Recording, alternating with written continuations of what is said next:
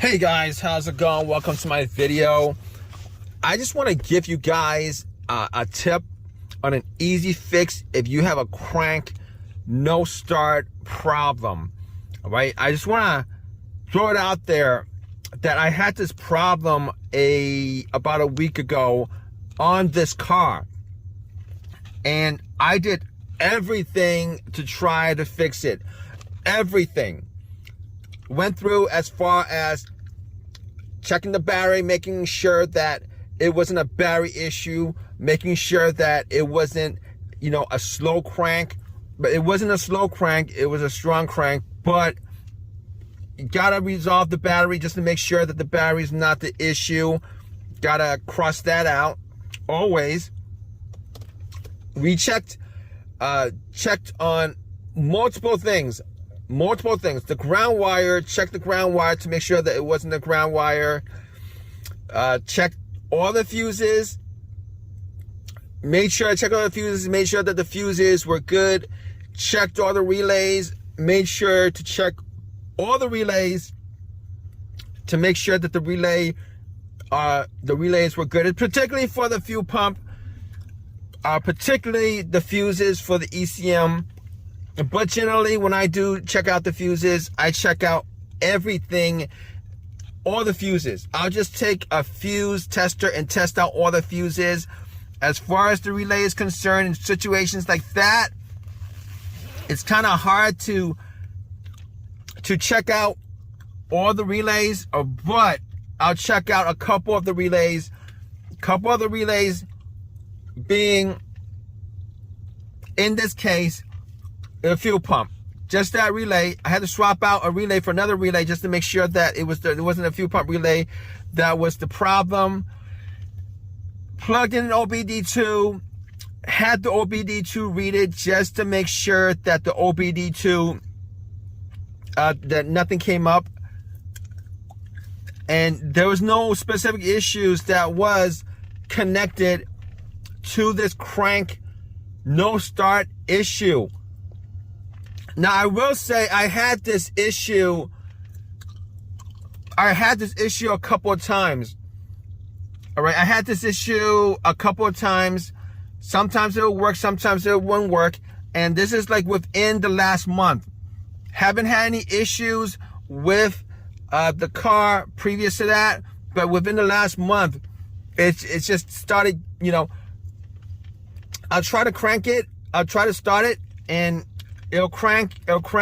Sometimes it'll start up. Sometimes it won't start up. Sometimes it'll start up, 5 minutes later. Sometimes it'll start up after the third or fourth try. And it was just bugging me. I was just absolutely scratching my head over it. Went through everything a couple of times over. Just to try to figure out what the problem is. And I will tell you guys that I was absolutely stumped as far as what the issue was. I was absolutely stumped. And about a week ago, I had to do a couple of things. It was working fine the whole entire day. I drove the car, turn it on, turn it off, turn it on, turn it off. It was fine. For the whole entire day, it was fine until I went to a Walmart, parked it, and went to Walmart, got a couple of things, came out about 40 minutes later, and then tried to start it. It wouldn't start. It would crank, it wouldn't start. And this time, I tried so many things. I tried jumping it. I looked into everything as far as I could look into. Made sure the terminals were clean, but the current terminals were clean. I knew they were clean. I knew the battery was good. I knew everything was good on the car because I went through it a couple of times. I went through checking it a couple of times during the last month where it started having this issue, and it got worse and worse and worse, and I just couldn't figure out what the problem was. until I had no other choice. So before calling the tow truck company, it just dawned on me that it could be the fob key. It could be the fob key that was the problem. All right, because the battery on the key came with the car. It hasn't been changed for a good long while. As far as I can tell, I didn't change it. I'm pretty sure the fob key wasn't changed for a good while. That's my assumption. So since I was at Walmart, I was thinking to myself, okay, I don't have a second fob key with me. I don't have a second fob key with me. Like a lot of people don't carry the second fob key with them. A lot of people don't even have a second fob key. A lot of people don't know where the fob key is, second fob key is. So I was looking at the fob key. I was looking at the remote, and I was thinking to myself, you know what? Is there a chance that it could be a bad battery on the fob key remote? Is there a chance that that's the case? The remote itself has a bad battery, and it's not transmitting whatever it needs to transmit to the car to get it to start.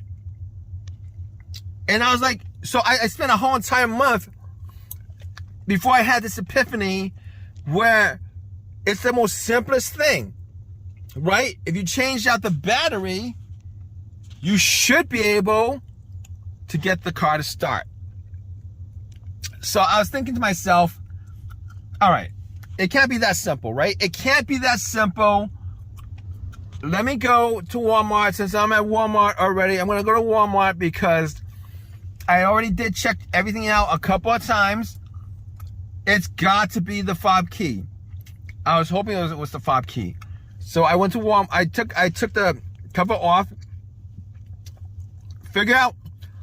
Took the battery off, and the battery has the battery type on the battery. So I went to Walmart, got the battery, replaced it, and then I tried to start the car, and guess what, guys? It started up. It started up. That was the simple fix. That is the simple fix that I'm telling you guys. If you guys have this crank no start issue on your car,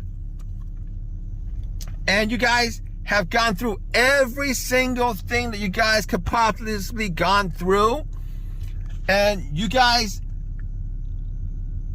are still scratching your head as to why you're not able to figure out what the issue is as far as it cranking up and not firing up.